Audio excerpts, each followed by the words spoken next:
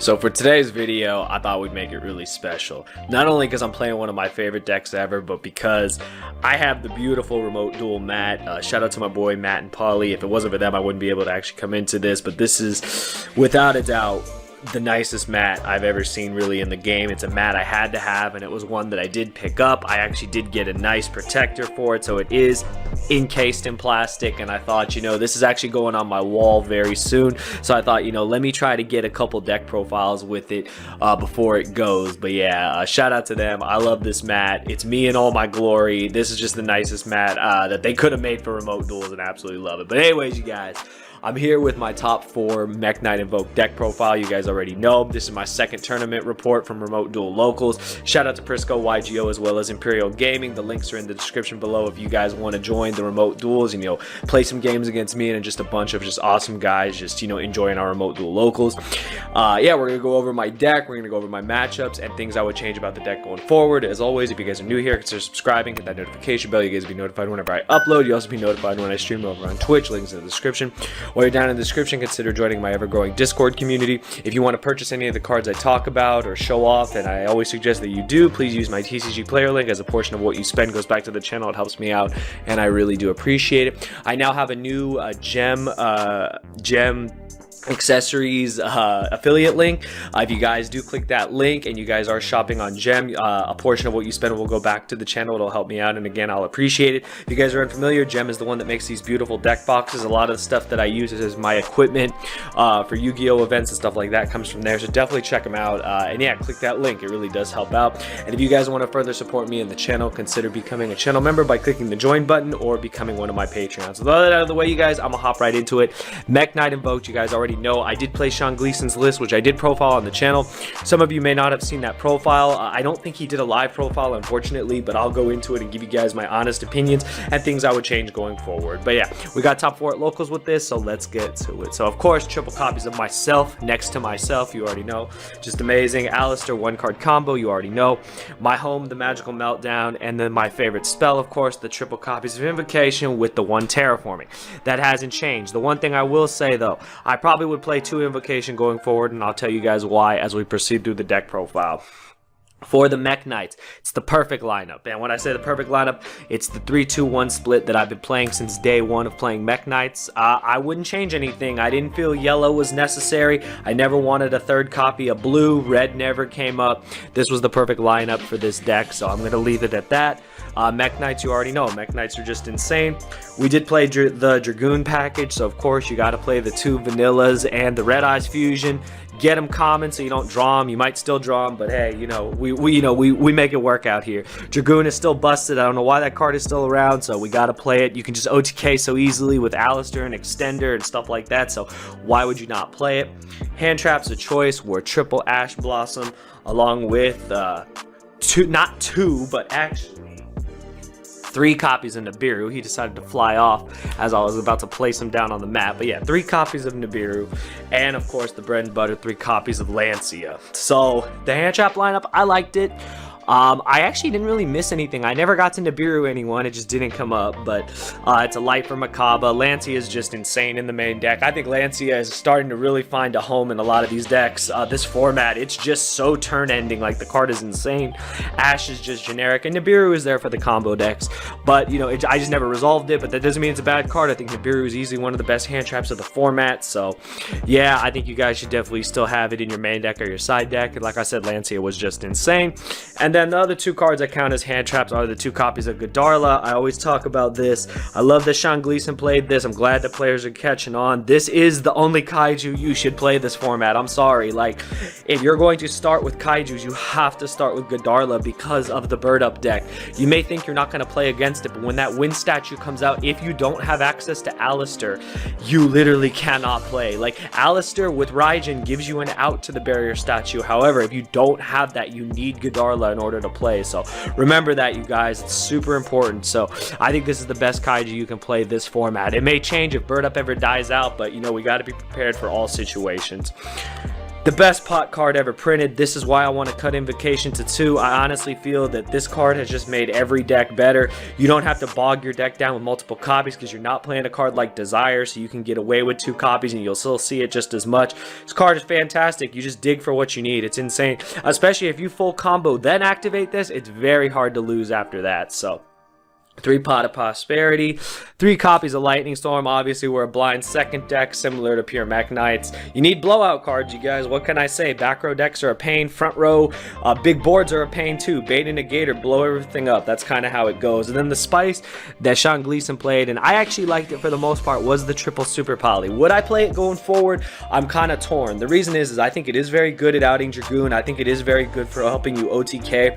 It's just, you know, based on locals, you don't know how good the card is going to do. I did clear a couple Dragoons with it. I did actually make Mud Dragon a couple times with it, so I can say the card definitely did perform. However, I personally believe the card is better suited in a deck like Shaddoll Invoke, just because you get extra mileage of making Windows and Constructs, and in the mirror match it's busted. Obviously this is good in the mirror, but still I haven't fully decided if it's main deck worthy, but it was good for the time being. And then the last card, of course, Called by the Grave. You love to see it. It helps your monster just bypass all the hand traps. But something I might do if I do switch out the deck a little bit is maybe swap the Super Polys for the Trickstar engine, just to have that extra turbo ability to get to Verde and get to Dragoon and win the game faster. So, but overall the deck performed very well. So that's the main deck. It's 40 cards, of course. Extra deck for you guys is very standard. 2 Makaba with the Purgatrio, the Raijin, the Kaliga, the Agoides, and actually the Elysium. So this standard. This is standard. Don't need to talk about that. Raijin, you need this for the bird up matchup. If you get to Alistair, you can literally at least play. That's all that matters. They leave a wind monster in the grave, you're good to go. Kaliga is a little odd, and I say that because we're not playing instant fusion. Not only that, Kaliga, just you need to have a dark monster for it to work. So obviously going second, hopefully you're playing into a deck that has a lot of darks. There are a lot of darks. If you can put a board up of Dragoon and Kaliga, it's very hard for the opponent to play. Sometimes you can make it yourself if you're forced to go first. So I like having the option. I'd probably keep it in the deck. Elysium is not only a super poly target, but it's also just kind of a blowout in the mirror. So card's good. It didn't come up for me, but it was good to have that option. The beauty of all the invoke monsters is you can super poly as long as you got Alistair, so you have a lot of options if you don't get the invocation. I tried it out. I didn't use it. I mean, remember, it's just the locals. I didn't use it, but I mean, other than that, card was fine. I'd probably leave it in there. I just want to test it more to see how much more it comes up. But basically we played all the invoke monsters. We've got, of course, Dragoon. I don't know why you're still here, but I'm gonna play you till you're gone. Starving Venom for the Super Poly and Mud Dragon for the Super Poly. These are both really good. You could also play Dragas Tapelia. These were just the ones that he played. I wanted to test it out. They were all good. No complaints whatsoever. Those cards were really, really good. Mud Dragon comes up in very awkward situations. Let me tell you, the same attribute, different type thing definitely comes up, you guys. You could rest assured on that. Then just the Link monsters. Very standard. We do play the Artemis and the Almirage. This is just to give your Alistair some versatility. We don't play the Secure Guard. This is just to link off Alistair, get it in graveyard, turn on Purgatrio, turn on Makaba, you already know. Basically, this is another reason you play 3 Invocation, because this is Alistair on the board. It also can help you search multiple invocations to OTK the opponent. Again, I'm not sure if that's the route I want to continue going. I could probably swap this out for another card in the extra, but for now it's in there. It's decent though. Verde, of course, and then my favorite link, the BLS link. It comes up a lot in this deck because you can just link it to it so easily. The card I did miss though, a lot, was Cross Sheep. I even missed Instant Fusion, so those are some changes I might make going forward. But that's the main and the extra deck. And then the side real quick for you guys before we wrap up the video. The third Godarla, obviously. Outs Dragoon, outs Problematic Floodgate Monsters, takes care of the Wind statue. Along with that, we got the triple droplets. Need to out problematic cards. What can I say? This card just does a lot. Also, the halving of the attack is super relevant. I never thought I'd mention that, but yo, when you actually half the attack, you put in so much more damage. So yeah, Droplet's insane, actually. Like, I know that everyone looks at Droplet as just a better Dark Ruler no more, but the fact that it halves the damage, you still get battle phase and still deal damage, is actually insane. You just win games off that. And then back row hate, we got all of it, like literally all of it, with the 3 Lightning Storms, 3 Cosmics, the Duster, the Reboot. We literally just, yeah, I'm not messing around with back row decks, because they're real. Let me tell you, back row decks are real, and if you don't have the outs, oof, it is not a fun experience. And then for when they tell us to go first, yeah, we revert to Monkey or whatever the kids are saying these days. I'm an old man, what do I know? We got the 6 floodgates, the triple summon limit, the triple there can only be one. This deck has the beauty of playing under both, so they tell us to go first. We open this with MEKK-KNIGHT or Dragoon. It's very hard for them to play, but that's it, you guys. Lastly, I'm gonna just run through my matches real quick for you guys. So 4 rounds. Round 1 I played against Zodiac Eldritch. I ended up winning that 2-0. Round 2 I played against Invoked Eldritch. It was a hell of a game, but really grindy game. I ended up winning that 2-0 after some very complicated, put in quotes, math, because I'm old, I'm really bad at math, but Purgatrio got me there. Round 3 I drew with Burning Abyss. Shout out to you, bro. That was one of the best, like, most grindy games I've ever had. I believe he came second at our locals. Yeah, that deck was insane. He grinded forever with his Burning Abyss monsters and Dragoon, and I mean, I swear that match just took forever. Just neither of us could deal damage game 3 in time, so shout out to him. It was a great match. And then round 4 I got absolutely bodied by Dino Dragoon. Shout out to you, bro, because I didn't even know what you were playing at first. So game 1 I had no clue what he was playing, and then he just went Red Eyes Fusion and I just got blown out right there. My MEKK-KNIGHTs got popped and I just died.